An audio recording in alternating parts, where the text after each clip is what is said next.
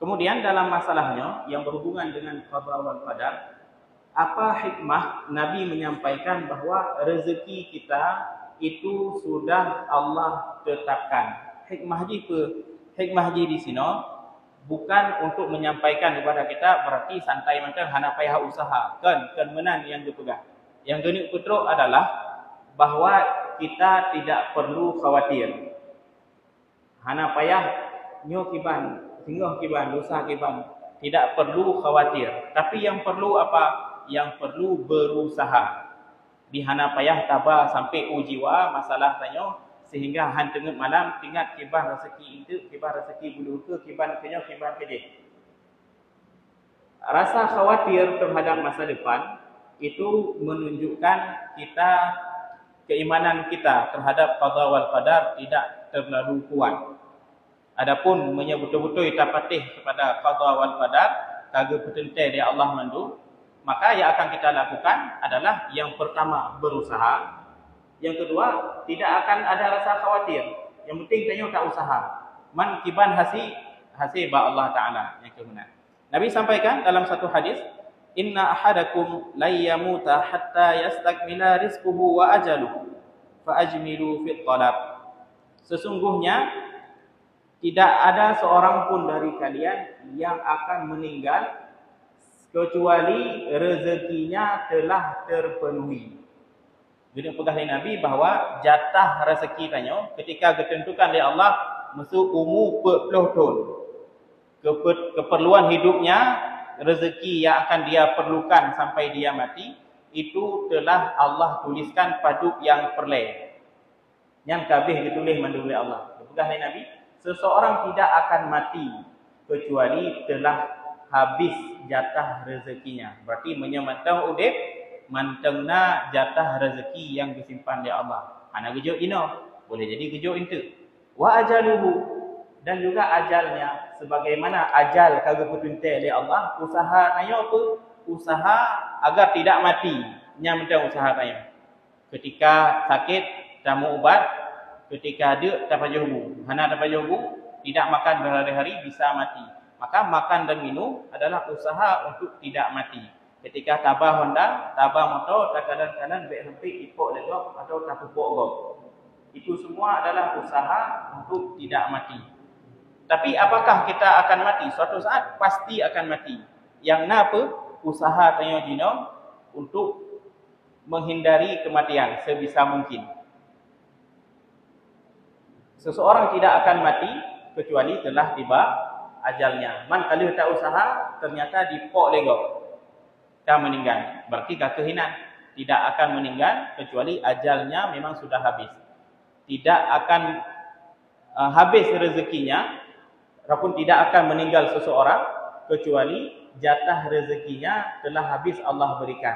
Maya mentang udip berarti mentangna jatah. Maka ubebina jatah yang bejuk oleh Allah, yang keubinan yang tayo tak syukuri. Di sini yang membedakan orang yang beriman dengan yang tidak beriman kepada qada wal qadar. Lagi kita jelaskan di malam yang sebelumnya bahwa kita akan dihisab sesuai dengan reaksi tayo terhadap takdir yang telah Allah berikan kepada kita. Allah beri kepada tayo sehat. Bukan karena sehat dapat pahala, tetapi dapat pahala sehatnya ho tabah. Reaksi kita terhadap apa yang Allah berikan kepada kita. Seseorang Allah berikan sakit, bukan hanya karena sakit merumpuk pahala, tapi sakit yang tiban. Reaksi kita terhadap sakit yang Allah berikan tiban. Apakah kita marah kepada Allah? Oma lun lu bantu rob, lu bir imam pakai lun yang kena sakit. Bengih ke Allah gara-gara sakit. Itu sakit yang menjadi dosa. Tapi sakit yang bagaimana yang memberikan pahala? Faman radiya falahu ridha. Barang siapa yang ridha terhadap apa yang Allah berikan, maka dia mendapatkan ridha dari Allah Taala. Faman sakhita falahu sakhat. Barang siapa yang marah terhadap sesuatu yang Allah berikan, maka Allah akan marah kepada dia. Yang mana? Allah beri sakit, okey. Balik beri sakit, kiban reaksi, apakah ridha dengan sakit yang diberi Allah? Nyo cobaan, mungkin ini cara Allah untuk mengingatkan saya kepada Allah. Menyewati sihat si hana tingat, menang sakit katingat zikir, katingat sembahyang, katingatnya katingat di. Alhamdulillah, berarti sakit yang bisa menjadi sumber pahala tergantung kiban reaksi tanya.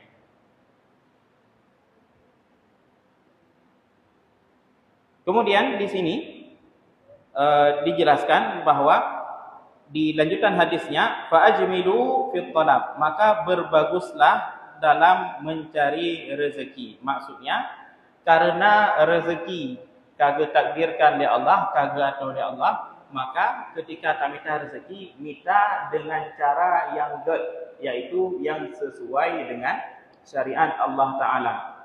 Di antara sebab banyak orang lebih pilih cara yang haram untuk menumpuk rezeki, nah dengan cara korupsi, nah yang cemu-cemu dan nah yang macam-macam, karena merasa yang halalnya hektar untuk tarumpuk.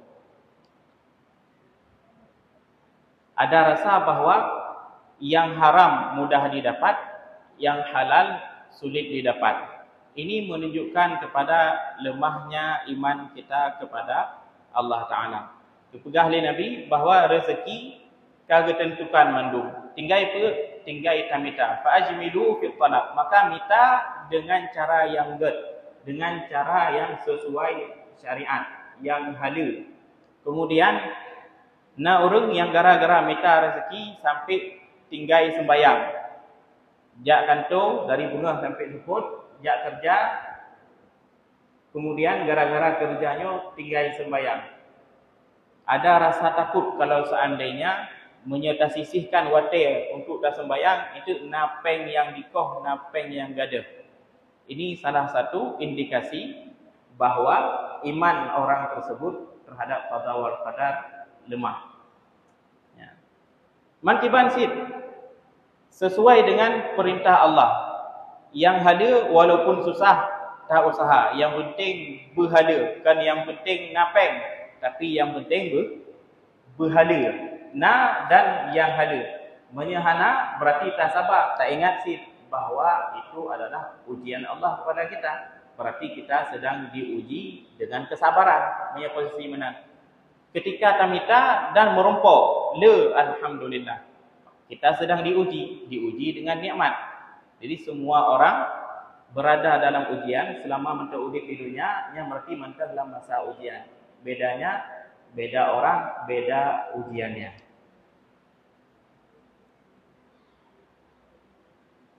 Kemudian berikutnya, bagian kedua dari hadis ini, bahwa telah dituliskan juga ajalnya. Kata ajal dalam bahasa Arab, bukan Raghib al-Asfahani, makna daripada kata ajal adalah al-muddatul maqrubah lisyai'. Ajal adalah tempo waktu yang telah ditentukan untuk sesuatu. Maka dalam fikih sering dengar istilah dainun muajjal, hutang muajjal, maksudnya yang waktu pembayarannya telah disepakati ataupun telah ditentukan. Jadi kata ajal di waktu yang telah ditetapkan untuk sesuatu. Ajal dari manusia berarti apa? Waktu yang Allah berikan kesempatan untuk hidup sekian. Nyo ajal ji berarti waktu yang telah ditetapkan sekian. Kadang-kadang kata ajal juga berarti maknanya adalah akhir hidup, waktu meninggal. Kadang-kadang juga diartikan demikian. Di ajal seseorang berarti waktu dia meninggal. Kadang-kadang ajal adalah masa hidup, berarti dari lahir sampai meninggal, 60, 70 tahun dan seterusnya. Allah telah menuliskan ajal daripada seseorang. Tapi kan sering kita dengar hadis bahawa menyambung silaturahmi bisa memperpanjang umur. Yang kiban ajal kawai ketentukan, tapi hadis yang pegang menyambung silaturahmi bisa memperpanjang umur.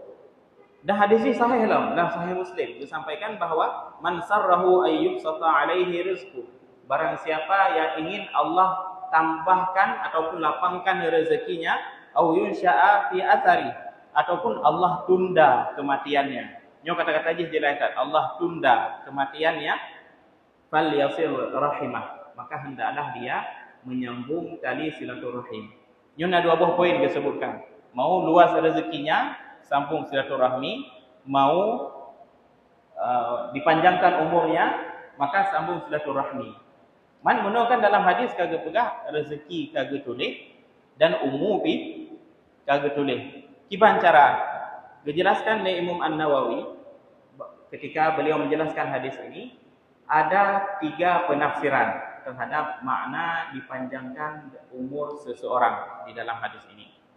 Makna yang pertama, dan ini makna yang sahih menurut beliau, adalah yang ditambahkan bukan durasi hidupnya, tapi yang ditambahkan adalah keberkahan dari hidupnya. Itu yang ditambahkan. Jadi barang siapa yang ingin ditakhirkan ajalnya ataupun dipanjangkan umurnya, bukan tafsirnya bukan dipanjangkan durasi hidupnya, tapi berkah daripada umurnya.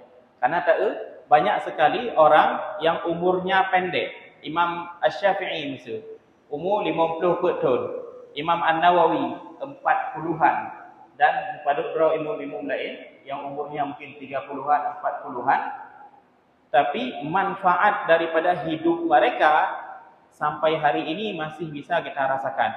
Imam Syafi'i meninggal tahun 200 Hijriah, 204. Sekarang sudah tahun 1400-an.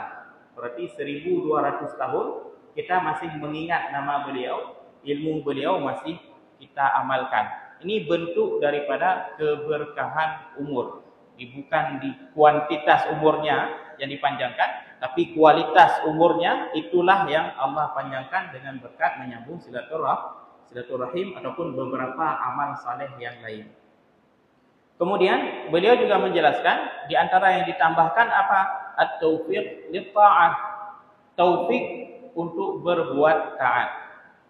Karena boleh jadi dengan sebab dia menyambung silaturahmi, Allah tambahkan semangat dia untuk beribadah. Silaturahmi ini sendiri adalah ibadah yang lekun, yang kemudian boleh jadi ada efek untuk memperbaiki ibadah-ibadah yang lain. Sehingga orang yang umurnya katakanlah misal 40 tahun tapi hidup selalu menjaga silaturahmi lebih baik daripada orang yang hidupnya katakanlah sampai 100 tahun tapi silaturahmi hanya dijaga, lebih berkah yang 20 tahun. Kemudian juga beliau menjelaskan boleh jadi makna ditambahkan umurnya adalah waktu yang dia punya bisa dimanfaatkan untuk kebaikan akhiratnya. Itu di antara makna dipanjangkan umurnya. Dengan menyambung silaturahmi, maka kualitas hidupnya untuk ibadah, untuk manfaat akhirat akan lebih besar. Dan boleh jadi kemungkinan yang keempat, maksud daripada dipanjangkan umurnya adalah Allah jaga dia daripada menghabiskan waktu pada hal-hal yang tidak bermanfaat. Yang benar.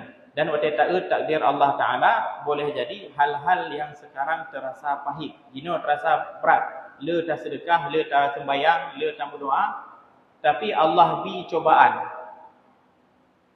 Boleh jadi cobaan ini adalah cara Allah menjaga tanyo dari sesuatu maksiat yang lebih besar. Boleh jadi tanyo bantah pedang usaha, kemudian nyak berkat usaha tapi sedekah. Akan tetapi pada setahun atau 2 tahun ternyata usahanya bangkrut. Baik tak salah sedekah. Yang kali tajuk yang tersimpan ba Allah, nah balasani ada kebaikannya. Boleh jadi dibuat bangkrut itu untuk maslahat kita. Boleh jadi ketika kita sudah sukses, akhirnya sombong, memutus silaturahmi, ataupun akhirnya dilalaikan oleh harta, sehingga mudarat untuk akhirat. Tapi karena tayangkan sedekah, berkat dengan sedekahnya, Allah jauhkan kita dari hal-hal yang bisa memudaratkan akhirat kita.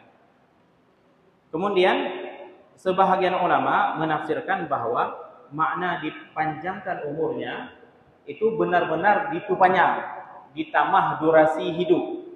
Jadi kalau tafsiran yang pertama yang ditambah adalah kualitas hidup, tafsiran yang kedua yang ditambah adalah memang kuantitasnya, durasi hidupnya ditambahkan. Maka di sini berdasarkan pemahaman bahwa takdir itu ada dua, ada takdir yang mubram, ada takdir yang mu'allaq. Kaitan mau insya kan? Kiamat dia. Ada takdir yang mubram dan ada takdir yang mu'allaq. Takdir yang mubram itu adalah takdir yang ada dalam ilmu Allah Ta'ala. Yang fix, hana berubah. Yang mubram. Di takdir yang fix, yang tidak akan berubah, itulah pengetahuan Allah. Ada yang kedua, takdir mu'allaq, yaitu yang ada dalam pengetahuan ataupun catatan malaikat. Itu bisa berubah sesuai dengan perbuatan kita. Kalau seandainya ditakdirkan menyehana di doa akan mupok, siploh kidau ke mupok. Itu garis pertama. Kalau seandainya dia berdoa, Allah selamatkan. Boleh jadi watai dijak nak merumpuk ngan bak jalan, pegah-pegah ba dengan kan, akhirnya motor yang kai preh untuk pok ji 10 kilometer kemudian kawai dilewat. Dengan ada berdoa, maka menghasilkan peluang, yaitu dia selamat dari kecelakaan, efek daripada doanya. Ini adalah takdir mu'allaq yang contoh lagi. Jika dia berbuat begini, maka akan mengakibatkan itu. Jika dia menyambung silaturahmi, maka akan ditambahkan umurnya. Jatah dasar menyahana sambung silaturahmi 40 tahun, gara-gara menyambung silaturahmi ditambahkan 5 tahun, sejak itu 25 misalnya. Itu tafsiran yang kedua yang disebutkan oleh Imam An-Nawawi. Tapi yang pendapat kuat adalah pendapat yang pertama yang awal tadi kita sebutkan. Baik, menimbang waktu sudah mendekati waktu Isya, jadi insya-Allah kita padai sampai di sini. Di pertemuan berikutnya insya-Allah akan kita lengkapi pembahasannya untuk menjawab pertanyaan yang mungkin sering kita bayangkan ataupun sering kita dengarkan, bahwa kalau seandainya semua sudah Allah takdirkan, maka untuk apa kita beramal? Di pembahasan lanjutan daripada hubungan perbuatan manusia dengan takdir yang telah Allah tetapkan kepada kita di pertemuan berikutnya, insya-Allah taala. Assalamualaikum warahmatullahi wabarakatuh.